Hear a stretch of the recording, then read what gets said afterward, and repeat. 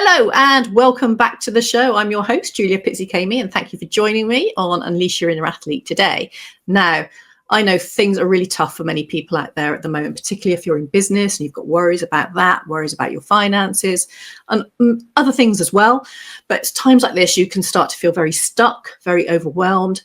And sometimes those past pains or traumas can raise their ugly head. And it kind of feels like everything's coming at you from all angles at great speed. And you just feel incredibly stressed, worried. And the first thing you want to do is actually to get into bed, pull the covers over your head and wait for it all to pass over. But we know the reality is you just can't do that. You just have to face the problems, work through them. And what you actually want is just a clear roadmap, some practical strategies to help move you forward and get you out of this situation and give you some hope that things are going to be okay. Because I know for myself, all I want is someone to give me some inspiration, some steps to take, and then I can start implementing them and I feel more positive about the future. Now, my guest today is going to share her story with you, growing up in the shadow of communism, almost drowning when she was 5 years old, and going through some very deep trauma throughout her life. But those experiences actually shaped the woman she is today, and those challenges helped her create a business that helps other people get their freedom back, which shows it is never too late to turn your struggles into resilience and build the life and the business that actually work for you. So welcome to the show, Julia Scoville. Welcome. Thank you for joining me. Hey, thank you so much, Julia, for a lovely introduction. And thank you so much for having me on your show. Well, do you know what? I'm so excited to speak with you today. Now, I know a little bit later on, we're going to get into what your business is about, which is Red Lion Business Coaching. And I know you have a very special 7-step growth strategy that you implement for your clients within that. And hopefully you'll share with us some tips that maybe people can think, right, that'll give me some ideas. I can start taking some practical steps today. Because I think, as I said before, you need some hope. But to get that hope, you kind of do need to start getting some ideas and some practical steps to help yourself, and then maybe employ someone like yourself to help you with the next step. But what I do also like to do, because what I find is really important for me, is hearing people's stories, because I think we can get so preoccupied with what we're going through and think we're very much on our own. And when you're in business, it can be very isolating, and which doesn't help if you are going through any sort of psycho or emotional, financial, business struggles. You need to feel that you've got some support around you, and that's not always available. So I always like to sort of share people's stories, because I think, and that's something I've done myself recently, is go back and revisit my own story and what it was in that story that made me take the decision to grow the business I'm in and help people, and maybe how I need to revisit how I am serving those clients moving forward. So, and your story is something quite special because it really changed your life, and it also changed the financial story of your family as well. So it's incredible what you've managed to do with everything you've been through. So I want you to share your story, and then also sort of things that sort of kind of helped you get yourself back on your feet and moving forward. And then if people manage to stay till the end, and I do express that you stay till the end, because you can then get some ideas from Julia about her 7-step strategy. So Julia, how did you come to be this immensely successful businesswoman and helping all these people really get freedom from their business? So it's not something they feel chained to. They actually feel it becomes a pleasure. It becomes something enjoyable and something that they can, create something really special for themselves as well as for their clients. So take us through your own story, how you got to this point.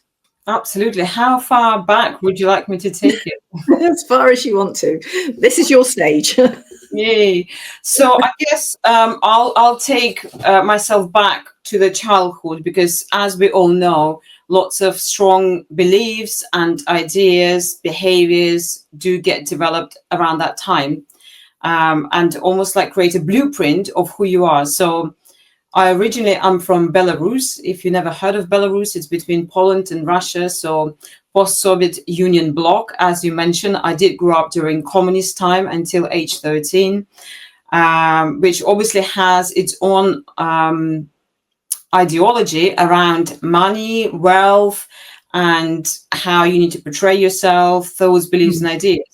So, and one of them specifically about money was that the concept of communism is that you share wealth, and making money was forbidden by law. All the commercial aspects of it, everything get provided by the government. So you don't require to have a business idea or produce surplus. So I guess I kind of like my way of thinking was formed earlier on around that concept. And after Soviet Union broke down, there was really tough times, because all of a sudden that system just collapsed, and the new system didn't exist, right? And Soviet Union contained 22 countries joining together and strive for success together. Overnight, that just got crushed and ruined, and every country became independent.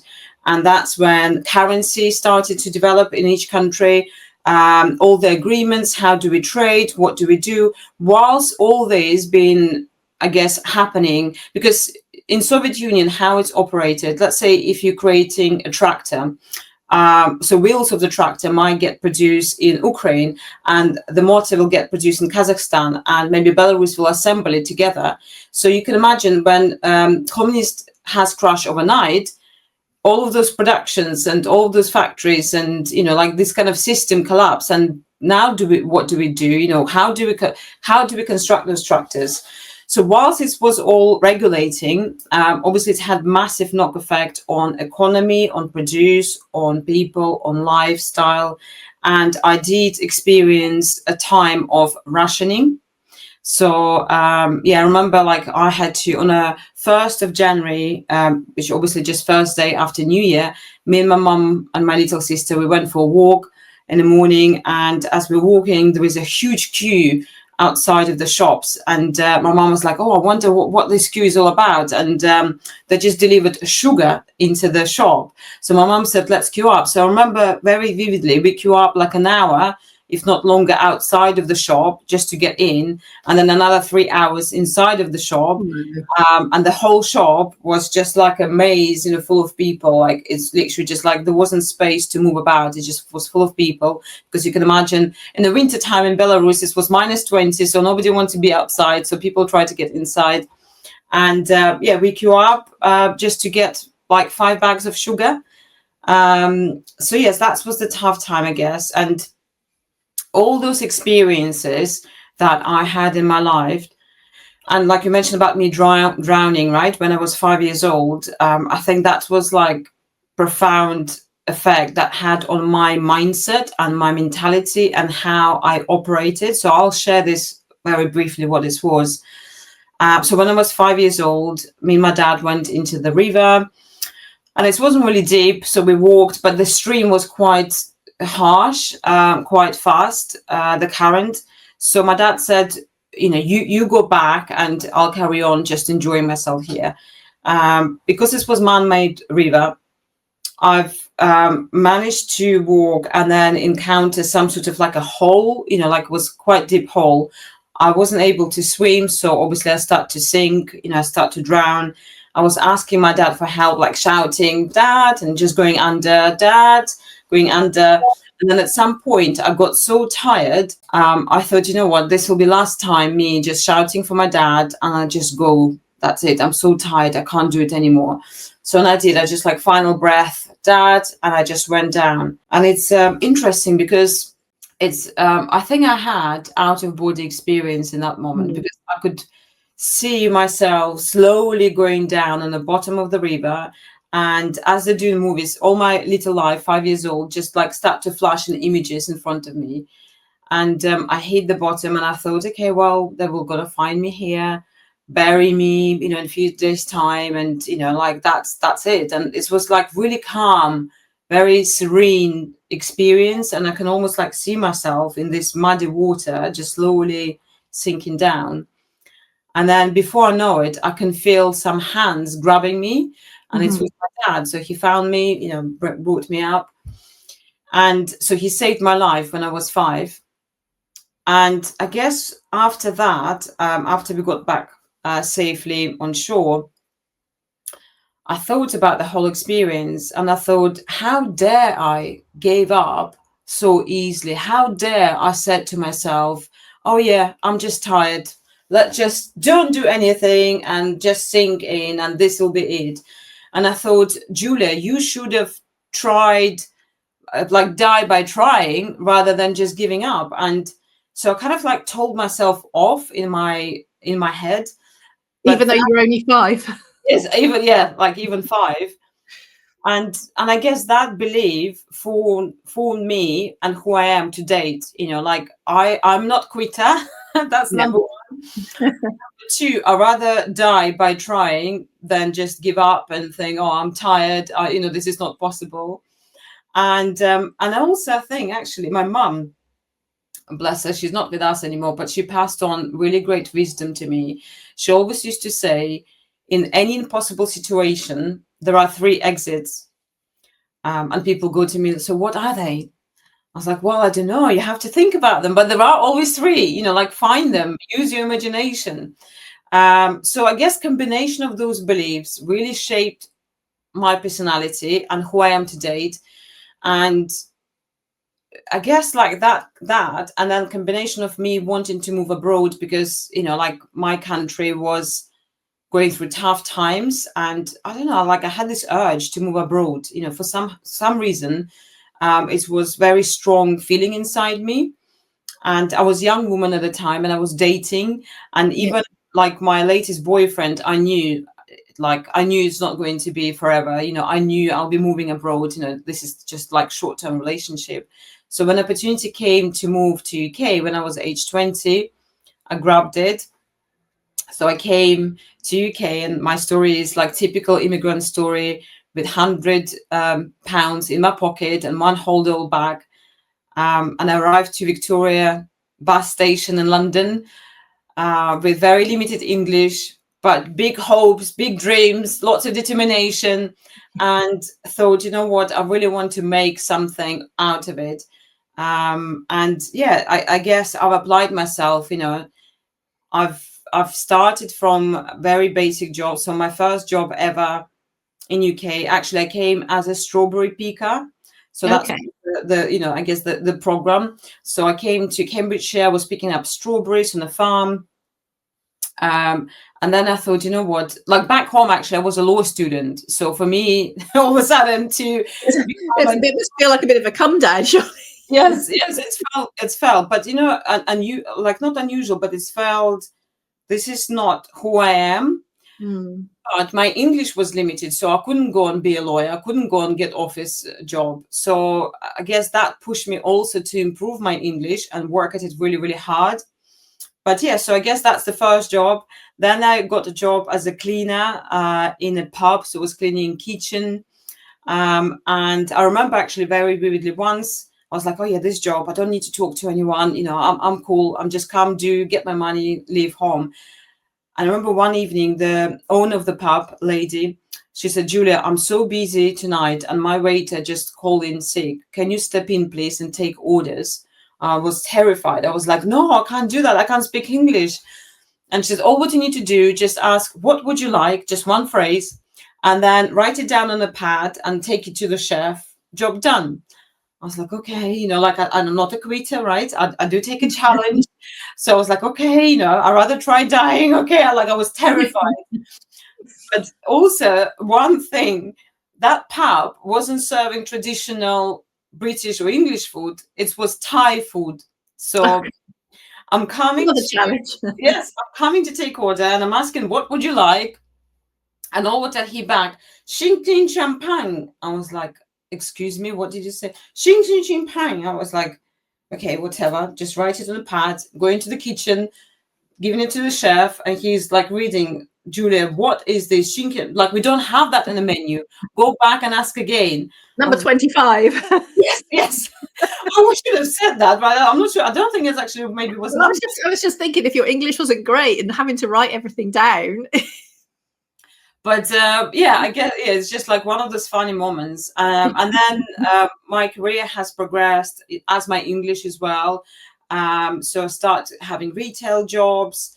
And then my professional career started in banking. So I got a job with Royal Bank of Scotland. Okay. And how did I get that job as well? Again, coming back to my mentality. So I thought, I like to develop my weaknesses. So math never been strong point at school. I know, I'll go and get a job with a bank. So I did, and end up doing nothing to do with numbers or math, and I became corporate trainer. What I do best, just talking, connecting with people. So yes, I had corporate career in learning and development, worked for big companies, and then somehow corporate career and children don't go really well together. So I started having children, and that's when I launched into my own business. So I had business and property for over 10 years. And then exiting that business, I've started coaching, business coaching as a business, as a service to other people, because what I have encountered is that number one, being a business owner is such a lonely place. Number two, if you never sold your business or went through that experience, which I did personally, I sold my business, you don't realize the process and where the value in your business is. Hmm. And you think you put blood, sweat, and tears into building your business, and you think, I've got amazing thing here. I've got Taj Mahal, I'm really proud of it. But actually, many people don't realize they've got nothing to sell, even though it looks beautiful, even the branding and colors, and even if you've got customers, even if you make profit, there are certain parameters that you need to implement in your business in order to generate value, in order to generate that, like many, many zeros, and attract buyers and, attract people who will see and want your business. So yes, I thought, when I encountered that, I was like, I need to spread this message. I need to educate business owners how, with my 7 steps, which are that developed, they can turn their business into an asset literally within 12 to 24 months. Yeah. So yes, that's what I do in a nutshell. In a nutshell. Well, it is incredible what you're doing, and we do want to get into that in a little bit more depth a little bit later on. But sort of what helped you? What sort of things while you were going through this process, and you've been through many different stages, all of which have taken you to where you are now, and you've learned. And for what was great with you, you took each of these challenges and you thought, right, as you said, I'm gonna take this weakness and make it my strength. I'm going to work on it, and which has helped you. It got you through your career. Those humble beginnings, picking strawberries, all the way up to getting into the banking and the business sector. So what sort of things really helped build your, not just your inner strength, but your outer strength as well, to keep going? Because we know this is very stressful. No, none of this is easy. I mean, you say it quite casually and it sounds all very easy and wonderful, but we know it's not. And particularly for you coming to a completely new country where you don't really fully speak the language. And never, I guess, being in communism, you weren't really allowed to leave your country. Am I correct in saying that? So Yeah, you weren't allowed to travel, definitely. no. So really, that in itself can be, I know I'd think I'd be worried. But coming with very little money back in those days, you say $100, £100, whatever it was, it is not a lot, particularly coming to London, and to make that work for you. So you had obviously had some sort of strategy in place. I'm assuming you planned everything, gave it some thought. I love that, Julia. No, there wasn't any strategy in place, apart from sheer determination and urge to achieve something in your life, and I guess do something different. And also, I guess the promise I made, this is the thing. I was begging my parents to pay for my tickets to come over and allow me to go, because I was a law student back home, and my mom wanted me to become a lawyer because that was her background. She worked in courts, so she thought I'll become a lawyer, I'll do this degree and whatever, follow those, those different footpaths. And so for them to, I guess, allow me to take that leap, I was begging them to do that for me. And this is one thing that I'm so grateful to my parents, that they let me to do that and allow me to do that as a young woman. Also, as a being young woman of 20 years old, as a parent, how trusty would you be to let her go to another country? And it's not something just around the corner, like you need to have visas to go and rescue her, for example, if something. And I guess you didn't have a job waiting for you when you got here. It wasn't like you came in and, wow, there's the job, and you could get yourself some accommodation straight away. So yes, I made my parents a promise that when I go over there, I'll make the money that you pay for my trip and also for my education. And sadly, picking up strawberries didn't give you much of income. So I think 3 months in, I was like, I can't, basically, I just can't come back. I made this promise and I can't come back until I fulfill that promise in front of my parents. So I guess that also was a motivator, like that. Yeah, that's a strong value, right? When deliver on your promises. How important is it to have, really strong values and ethics, as well Oh, as I guess having that real drive, that purpose? Because I always think having a good purpose, it's something that, like I said, I've revisited and say, what's my purpose? Why am I doing this? To get you motivated, to get you excited about doing something, even when things are really tough. you know what? That's number one thing that you everyone should have. And the more now I work with my clients and talk to people, I understand the power of clarity. There is one thing that is missing right now amongst lots of people is clarity. Everyone is confused right now. Everyone Yeah, is not sure what's happening with the budget, what's happening with the country, what's yeah, happening with my job, finances, banking, my savings, my house, my children, you name it, right? There is so much confusion. On the top of that, we've got social media, mixed messages. So we in this huge haze calling life. yeah. And when you are in a haze, try to navigate your path. It's Yeah, hard. it's It's hard. Well, you're getting more stressed, more anxious.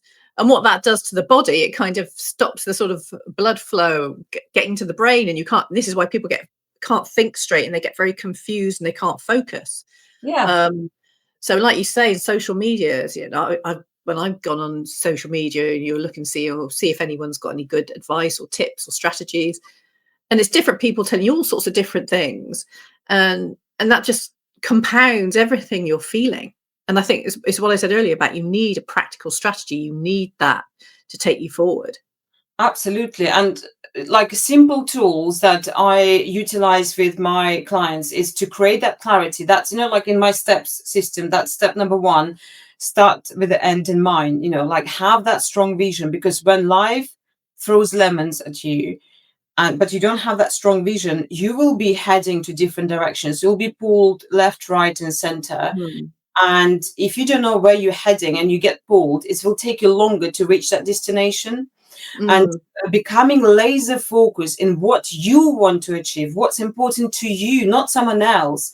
Because when there is so much noise and everyone is giving their opinions and what's going to happen, we don't know. There are two things that you can't see in life. Number one is faith, and number two is fear. So when you presented fear or faith, I know which one I'm going to choose. Mm. And having faith that no matter what's happening outside, no matter what's like economical situation is, political, whatever, I know that I know what I want and I know it's going to happen, because I'm taking actions every single day towards that, because I've got laser focus vision where I'm heading. And Yeah.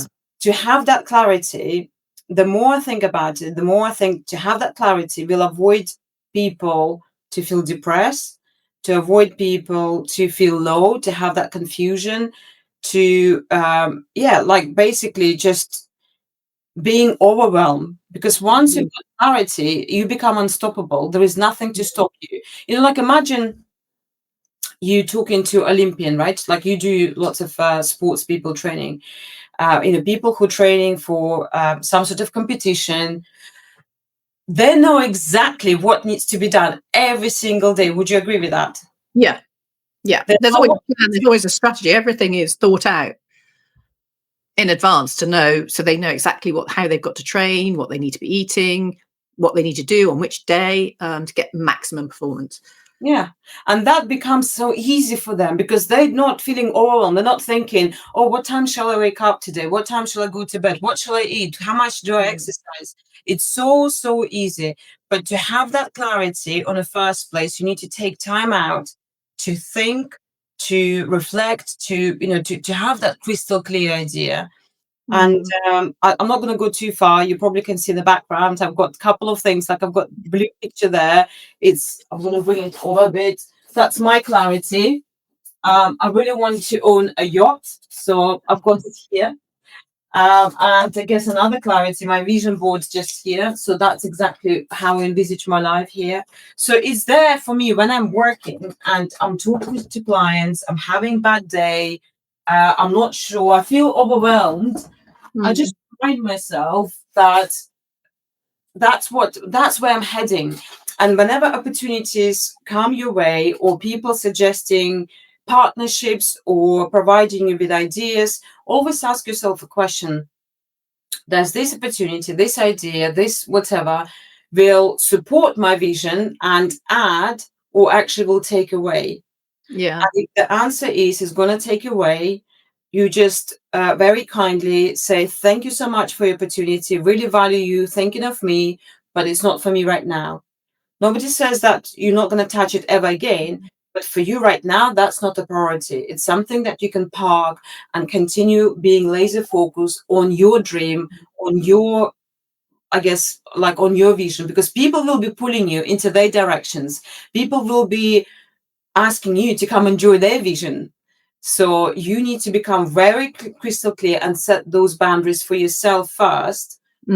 Or yeah, and to me, to have that clarity is what right now is the key. Like the way that we're going with technology, with information overload, so much noise. Yeah, clarity is the key.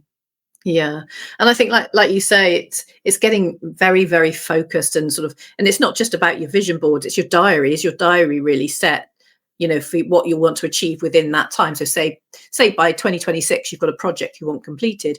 Are you really time blocking everything to make sure it really is finished, and then you commit to that? Because I think part of that is also, once you've got the clarity, it's having that commitment to what you're doing, which sometimes it can be tough, because if you've got a family, then their needs are there as well. Your clients' needs are there, and it's how you set everything out and say, these are my boundaries as well. And also the other thing I know you said about you having faith and fear. And just because you have faith doesn't mean you don't have fears, you don't have worries, they stop. But it's being able to move forward in that faith, with that clarity, with that focus, even though you're fearful. And I think that's the thing, particularly in times like a lot of people are struggling now, is those fears are going to be coming up, but it's still being able to remain absolutely focused, laser focused, and take each step. For me, that it kind of combines all of that.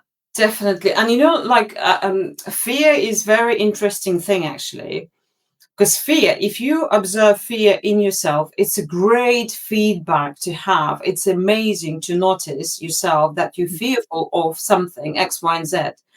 And the reason why, because fear is giving you feedback that this is your growth zone. This is something that you need to overcome. This is something where you need to embrace yourself, because we know we only grow when we get ourselves out of comfort zone. Right? Like, for example, even with athletes, you only grow your muscles, you only grow your performance if you push yourself, if you do something that you haven't done before. Otherwise, it's just not going to happen. It isn't comfortable. It isn't comfortable. You got to be really uncomfortable. So that, I guess that fear, it's a great feedback. And it's interesting. I actually, I observed this lately. I'm going to share example in myself, because obviously we're all human beings, right? Even as a business coach, you're still facing those factors in yourself. And, we talked about podcasts, and, you've got wonderful podcasts set up, and it was something on my mind for some time. And so I was talking to this lady, and I was, mentioning, saying, I really want this podcast, and I found the agency, thanks to you, that can help me to produce it. But, there is something that still holds me back. And I started like kind of reflecting, and I was thinking, why is it holding me back? I wanted it for such a long time. And I thought, I think it's a fear factor that, it's another thing to do, another thing to commit to. I'm already overwhelmed. I'm already like so stretched. Do I really want this right now? And I thought, yeah, that's all valid points, Julia. Like, obviously you don't want to stretch yourself. You don't want to overcommit and, like start something that you can't finish. But then all of a sudden I thought, hold on, that's your fear is talking to you. That's not that's not an excuse. That's your fear factor. And actually that's where you should go. You should embrace it. You should, just go into that territory. And in that moment when I thought Yes, exactly. This is my moment of growth. I need to do something out of ordinary in order for me to grow. And I thought actually to have a podcast, all of a sudden I can um, cover all my social media presence, like kind of be big. And that's exactly what my marketing plan is right now. So why am I stopping myself? So immediately I was right, I'm in, and I'm messaging the guy. I was like, okay, I'm signing the contract. Well, the kind of thing is, it comes back to, like you were saying, having to say no to some things and knowing what to say no to and what to say yes to, and coming back to what your focus is, what your purpose is. And is this thing I'm taking on, even though it scares me, is it in line with where I want to go, and how is it going to help me? And I know for me, the podcast, it scared me. People won't be surprised, may be surprised to know that being in front of the camera isn't somewhere I feel particularly comfortable, but I love doing these podcasts. So is it in line with where you want to go? And I think if ever you feel a bit nervous or doubtful, just think, is this something that's going to help me get where I need to go quicker, or in the pace I want it to? Or is it actually going to be something that may hold me back and distract me? So I think those are things maybe you need to think about when that sort of, that doubt starts rearing its head. Or sometimes explore that fear a bit, because like when fear comes up, we just block. Yeah. Actually It's the allow survival yourself, mode, isn't it? yeah, just to go and like kind of reflect. And it's like, okay, so if I'll do X, Y, and Z, what's the worst can happen? Let's play out those different scenarios. Where is that fear is coming from? Is it real? Is it true? Like really questioning those fear factors. And I think very often you find that it's such made up thing, like as I said, fear and faith, two things that you cannot see. You cannot see it. It's just all in your head, just made up. And if you just made it up, where is the evidence that is true? So and I guess also for me, like one of the other things, life events, I've recently lost both of my parents, so my mom and my dad, within a year of each other. I'm sorry to hear that. Yeah, thank you. It was like Really about sorry. mom been gone like 3 years, and yeah, I had like quite I call it life decided to throw lots of lemons at me at once. There was a There's beautiful habit of doing that. pardon. It has a habit of doing that. Yeah, it's all like buses, right? It's either like nothing or all comes at once. So it was me.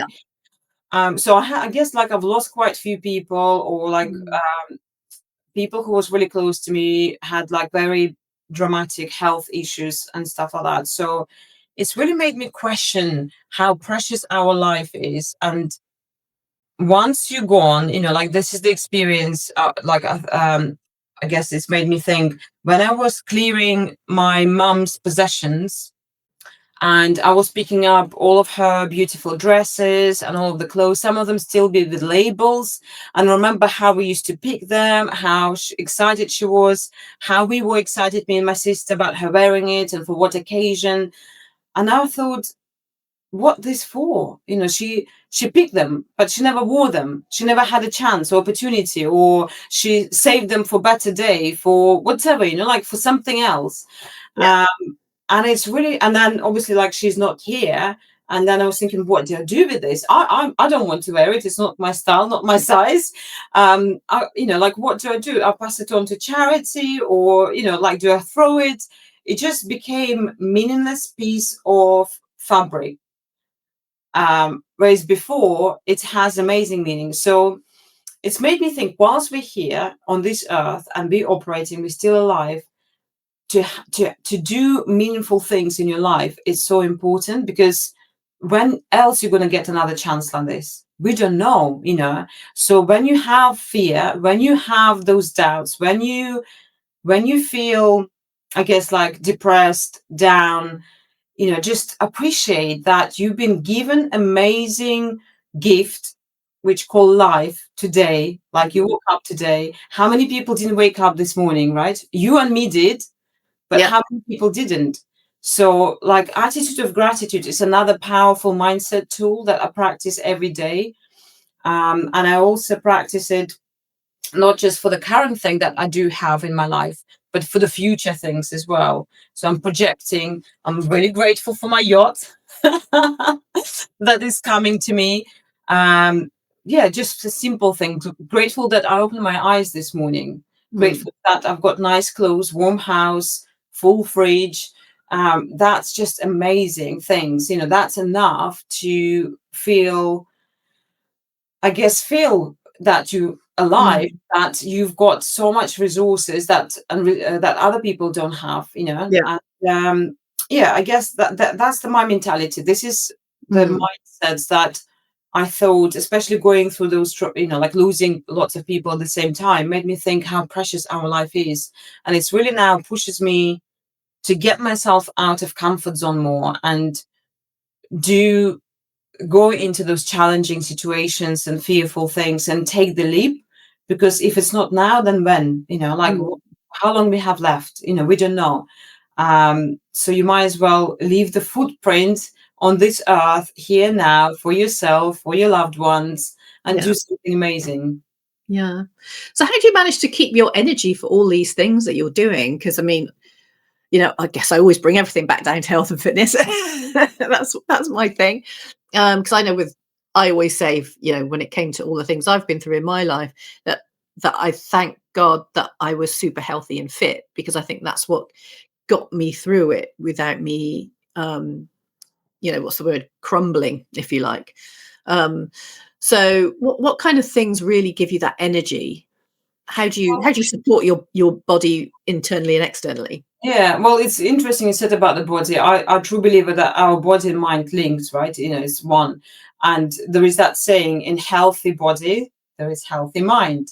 So having healthy body is the key, so especially like, as I said, losing parents so quickly, so earlier on in my life, made me realize how precious the health is and preserving what you have right now. Like it's not waiting when something occur in your body, when you've got start having those aches and go to the doctors. No, that's too late. Yeah. It's like whatever you have now, imagine if you can preserve it and have exactly the same condition in 10 years time, in 20 years time. Wouldn't that be amazing? Absolutely. So for me now is the focus to preserve what I have. That's the key. So I do pay attention to what I eat, exercise. So I do weight training twice, 3 times, 4 times a week. I do run as well. I do yoga. Yoga is like it's in my diary. So yoga is one thing that I always say, what's in a diary gets done. Yeah.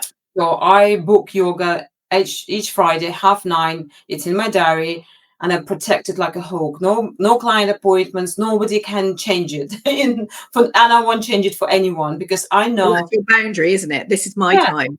Because I think having your time is really important. It's not, you can't absolutely. keep giving to everyone else if you're not giving to yourself.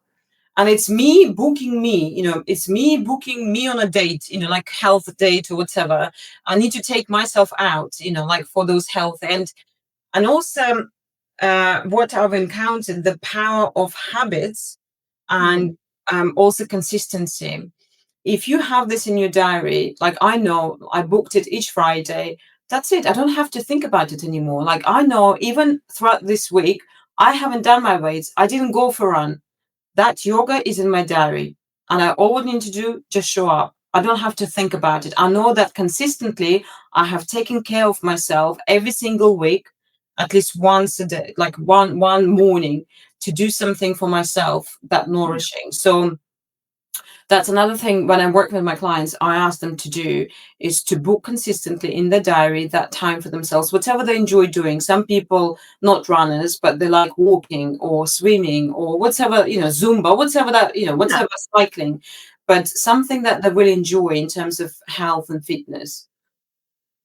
No, I think that's really important. I mean, I'm fanatically going to the gym at least 5 times a week, but I've been doing it for years since I was 25. So it's part of who I am and my life. So like you say, very, very rarely it has to be something really important for it to get in my way, because that is what gives me the energy. That is what keeps me awake and focused and, not getting, what's the word, apathetic, slovenly.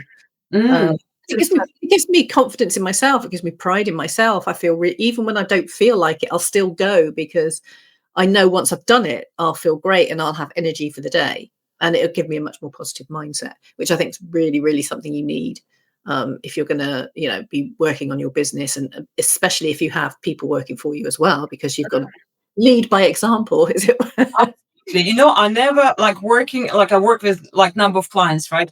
And I never ever met anyone yet who is successful and doesn't do exercises. Yeah. All of my clients who are dreaming big, got big audacious goals, and getting out there, all of them into fitness. All of them wake up 6 o'clock in the morning and do their exercises first thing. Like Mm. that's like it's a pattern now. I've noticed because they understand the power of healthy body, healthy mind. Yeah.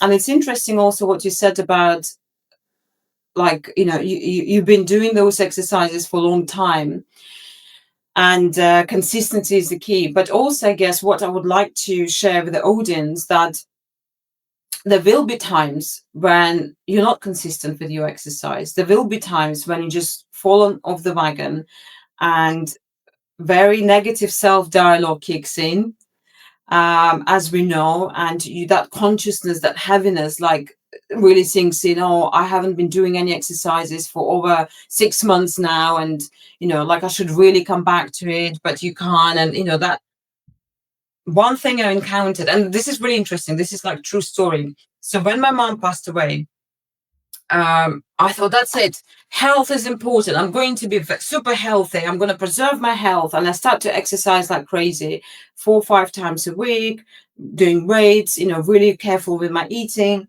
And what I've noticed, I actually start putting weight on, like like kind of like a balloon. I just went big, and I couldn't understand what's happening with me. Like I'm super healthy, exercising.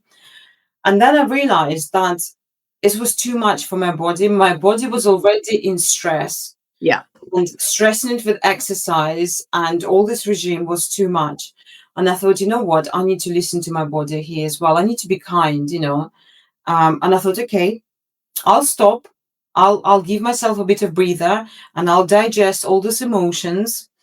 And then whenever I'm ready, I'll pick up again. So probably I would say maybe after 8 months of funeral, I start exercising again slowly, start becoming more healthier.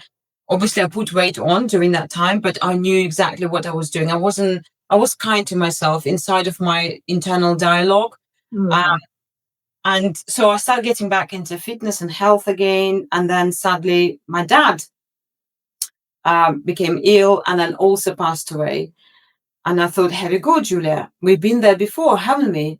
So what you're going to do now? Are you going to continue to exercise, or are you going to allow yourself and your body to grieve? And I thought, you know what? I'm going to allow myself to grieve, because interesting thing again, I've noticed with the body. So I went over to Belarus to arrange funeral, deal with the estate. It's literally, I had 10 days to deal with everything, because, having parents abroad and deal with the estate abroad, you can't go there for a long time. I've got young kids. So it was like a job, like I was waking up in the morning, 7 o'clock, and then until 10 o'clock, I was running around with paperwork and all sorts. So I didn't actually have a time to digest it all and cry and, Mm. and express myself. So remember my yoga, it's still in a diary. I'm coming back. It's Friday, 9:30. I'm going to my yoga. And I feel my body's almost like talking to me as I'm rolling my yoga mat. It says, right, Julia, are you ready? Because we're going to do it now. I'm like, oh my God, okay. And the moment I hit that yoga mat, my tears just flooded. Oh. And I was crying throughout the whole practice. But I also felt my body's releasing something, like all the tension. And it just felt so good. And I was thinking, oh my God, my poor teacher probably thinks what's happening with her. So I came after the lesson to her and I said, look, this is what happened. I just lost my dad. And, I don't want you to think something, And she's like, no, no, no. I'm so pleased that you, number one, didn't stop crying, but also felt safe in my environment, in my community to express that. I'd rather you do that. This is really important. And I welcome you to do that. And that reassurance meant so much to me. So on the next Friday, I came and my body again said the same. Okay, we're going to release this. And I've cried, but I've cried less. And on the third time I came, I was fine. I just was able to do my yoga practice as usual.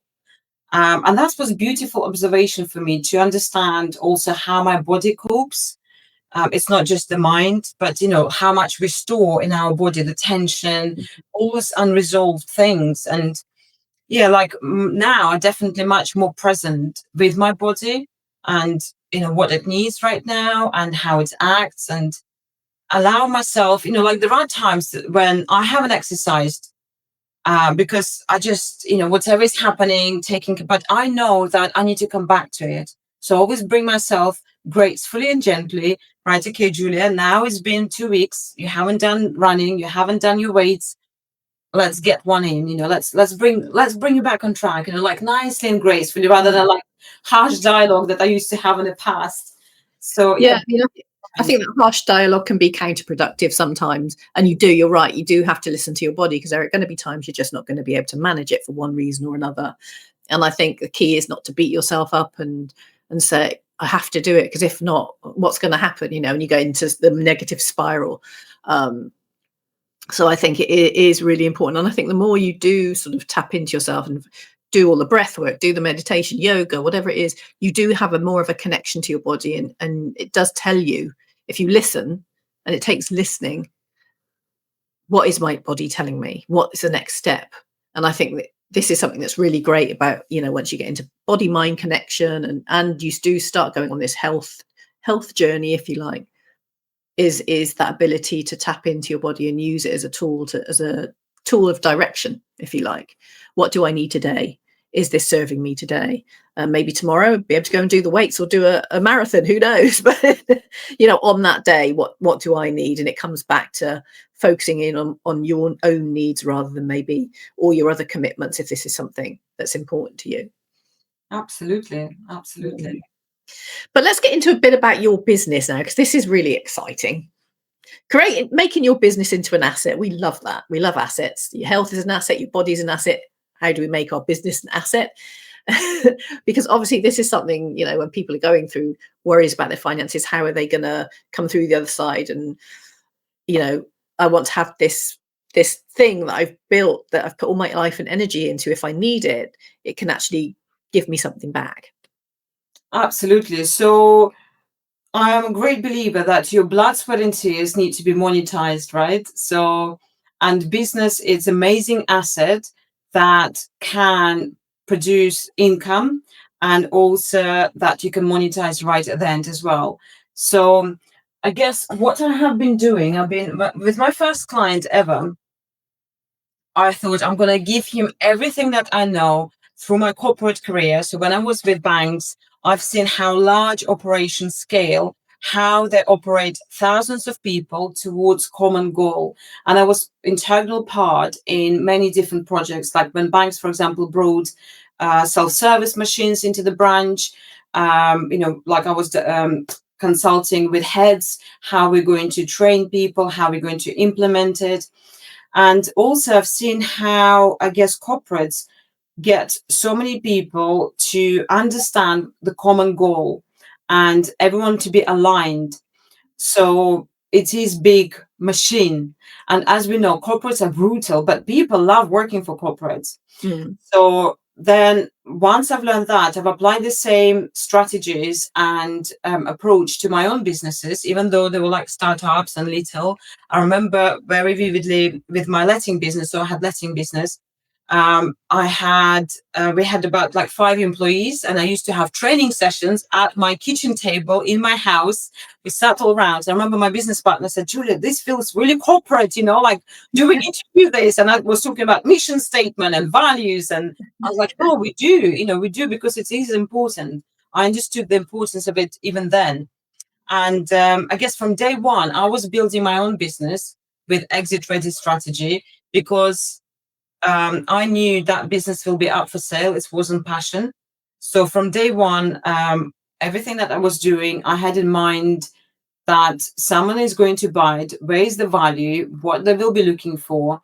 And also for me, it was really important to build something that can operate without me.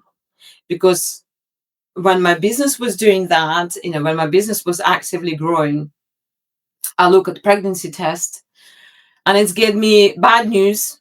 but also good news at the same time. So as a result, I had very strict deadline of 9 months that I couldn't negotiate or shift over. I had to turn my business around and make it operate without me in 9 months, which I successfully did. And then that's the whole idea. Once I exited my business, I thought, you know what, I would love to help other business owners to do the same. And so I've created my own 7 steps, just put it here on the screen, a system, because as a business, you've got so many moving parts. It's like tangled spaghetti. Everything is urgent. Everything needs to be done right now. And where do I start? And many people resign to read books like E-Myth and other books about creating, like systemizing a business. But the reason why E-Myth doesn't work by itself is because if you're not implementing everything into your business, then in specific order, then it doesn't create an asset. And in order also to create an asset, it's not just systems. Many people think, oh yeah, I've got amazing systems. I've make everything lean, automated, and I've got nice brand, nice whatever colors. That's the value of my business. And this is most common way of thinking, but also common myth. That's absolutely not what creates value in your business. Do you know what it does? What's that? So there are 2 things that whoever's going to come and buy your business will be looking for. Number 1 is, can it operate without you in it? Because let's assume I'm coming to buy your business and it brings the income. I was like, yeah, I'm loving the numbers. I'm loving, all your balance sheets. It might even has a team. Brilliant. Okay.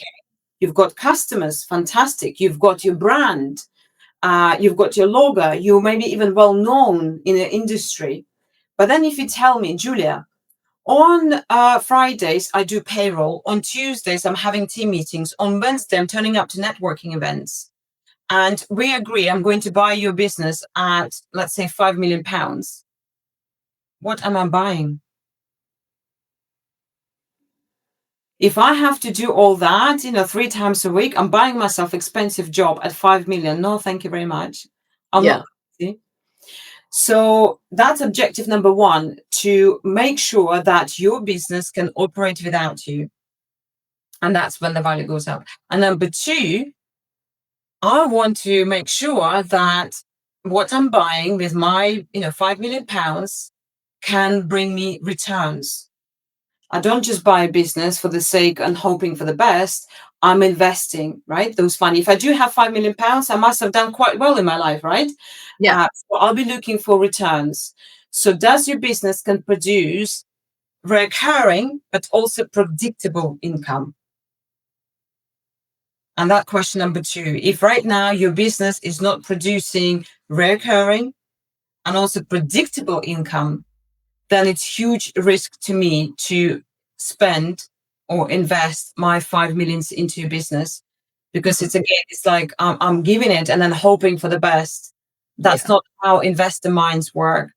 So yes, that's the 2 parameters. So you might read E-Myth book, you might read other books, you might systemize your business. It might be, shiny and operates and produces income. But if it can't operate without you and doesn't produce recurring, predictable income, I'm sorry to say, there is almost nothing to buy. Yeah. So even like with someone's personal brand, they could still do this though. So even if, say, your business is really you as face, the name, you could still create it into as these strategies to create a business. Absolutely. Look at many famous people.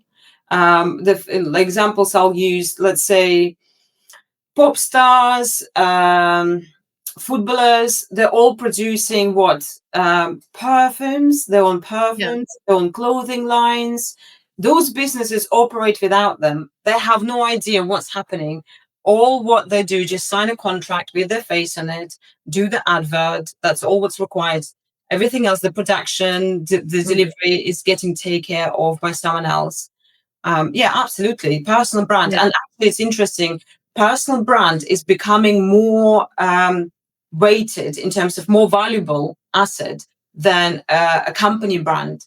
So if you are in business of personal brand, or you never thought to create your personal brand, this is the time to step in, because the way we heading with AI and information, people want to trust. People buy people. So if I know you and I can relate to you as a brand, as a person, then more likely I'll be buying from you, rather than just some whatever limited, shiny object limited, who's Yeah. behind? I have no idea. So that human connection is becoming more and more valuable. Like there is more and more pound sign to it attached. Yeah, yeah. Well, I guess if you think of big brands, you could think of Virgin, for instance. Everyone knows Richard Branson's the face of it. Everyone knows it's his company, even though it's a brand, a company brand, if you like. But if he wasn't there, it would still be running. Absolutely, absolutely. And it's interesting.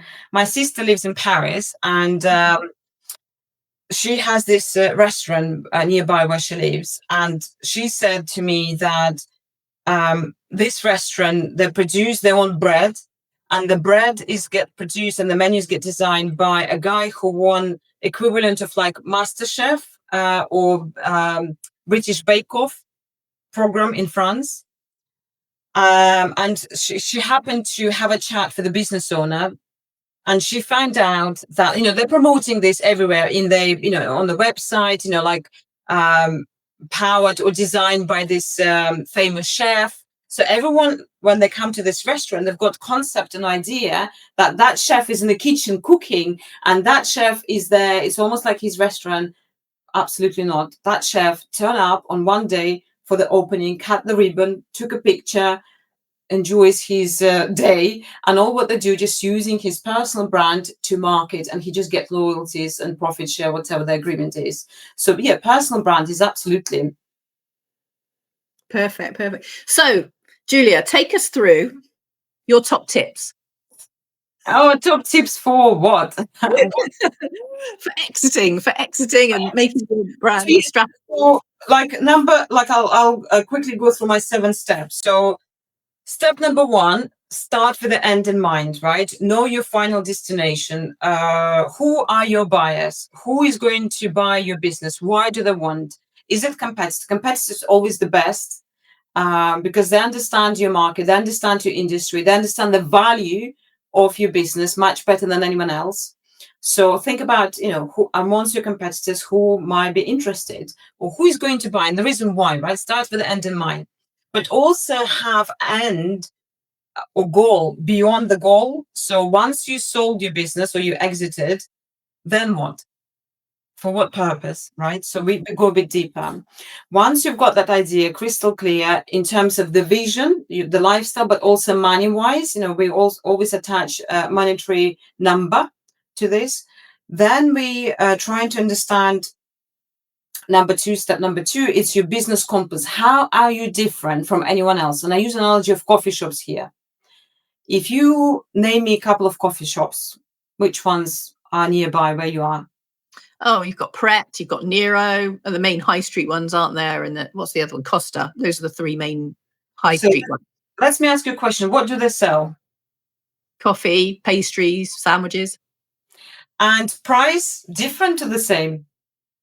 Yes, Nero and Costa fairly similar. Pret slightly more, but there's not much in it really. But I would, right? yeah. So, but what makes them different? When you start naming them all, I'm sure you had different feelings for them. I must admit, I'm a frequenter of Pret. Oh, tell me why. Tell me why. Well, I think if I'm correct, then I think their coffee is more organic. I think they use filtered water.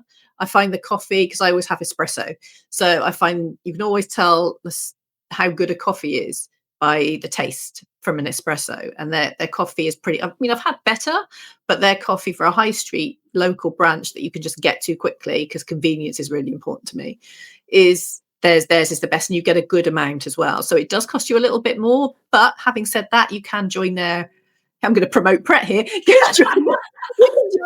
can join their monthly subscription, which is like £5 or something, and then you get it at half price. So actually for me, I have coffees a lot, so one a day, but pretty much every day.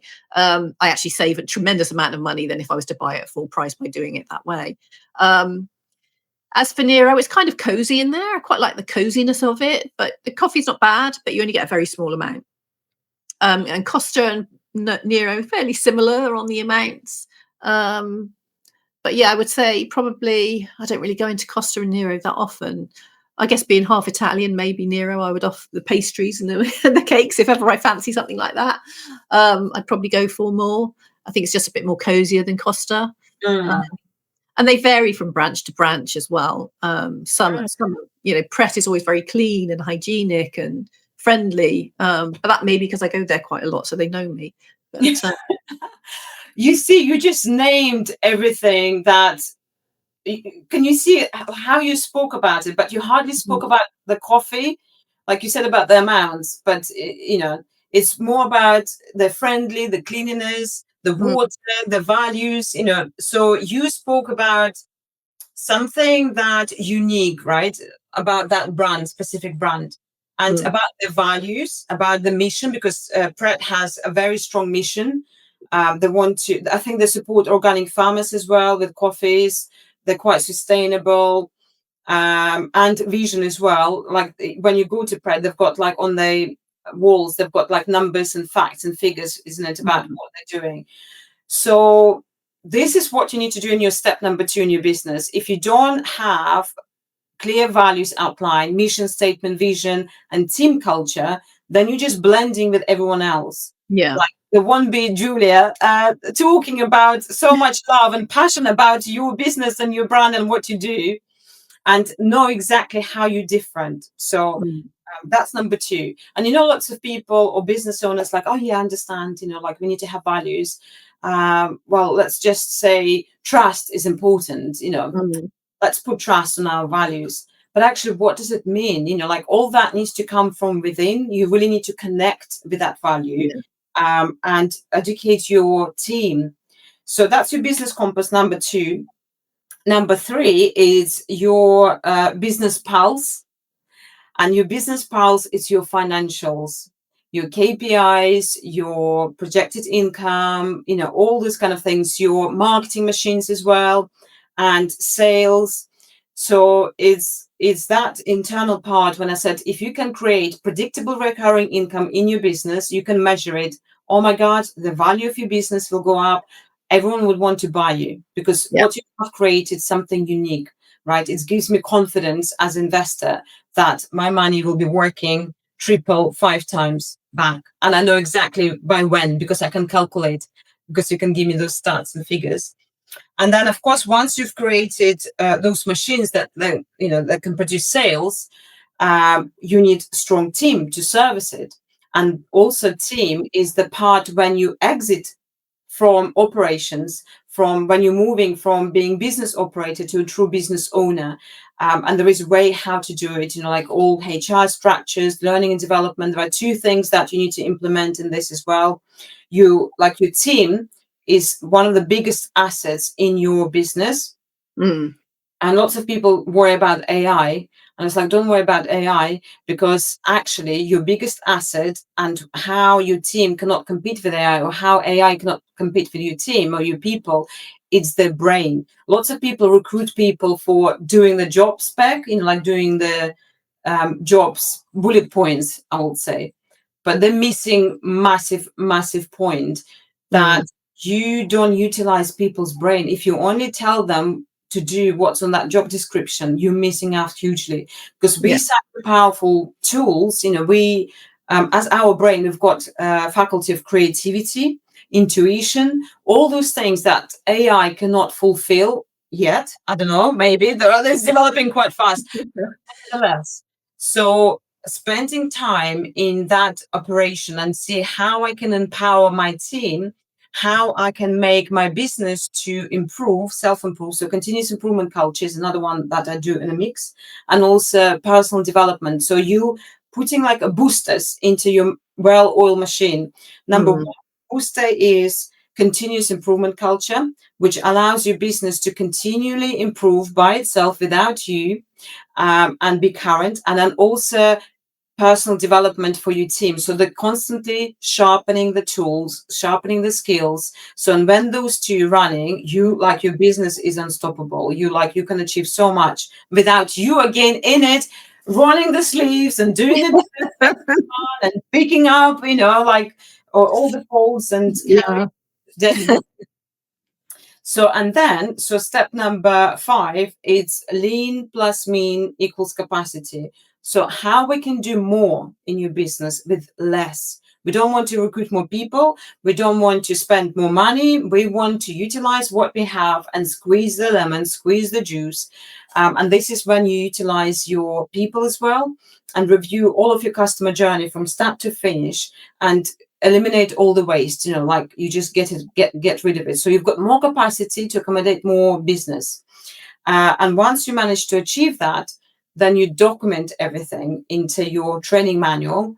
And that's when you become truly exit ready. That's when the value of your business goes up. That's when you know you can step away. And then, Julia, the interesting thing happens when business owners achieve that stage. They thought they want to exit, they thought they want to sell it, but now they're enjoying the ride. Now they're enjoying the time back, they're enjoying the income, they understand and enjoy a predictability of income and that safety.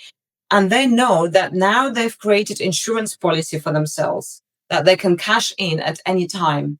So when life throws lemon at them and they think, you know what, I had enough of my business, my priority elsewhere, you just cash in that policy and it's going to be financially viable for you. You're going to get rewards for all your hard work.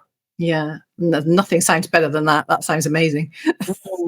But shall I also mention there is no magic wand in this? No, unfortunately, there never is. There are no results overnight. Like people sometimes ask me, Julia, can I hire you for one-off session? And I'll say, yes, you can, but don't expect six-pack. Yeah, exactly.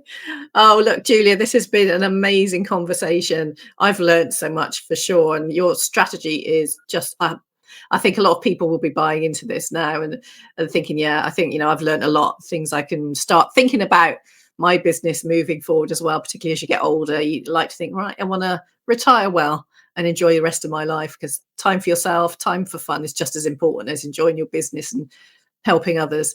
So, Julia, I really want to thank you for joining me today. It has been fantastic. Now, if people want to get hold of you, where can they connect with you? Best way to book discovery call with me if you want to have a chat, find out more about how I operate, how I can help you. And you can do that by just going to my website, Red Lion Business Coaching. And on the first page, you'll find a button that says book discovery call with me. And I would love to have a chat with you because I love helping business owners and offer them this opportunity to turn their business into an asset, because I know how much blood, sweat, and tears you put into it. So, yeah. There you go. Get on the phone, get the email sent out today and do it. Face the fear and move forward anyway. I like that. All right, Julia, thank you so much for joining me today. And we look forward to having you come join us for our next episodes moving forward. But for today, thank you for joining me and Julia. And we look forward to seeing you next time on Unleash Your Inner Athlete. Thank you. Oh, thank you, Julia, so much. And thank you to all the audience.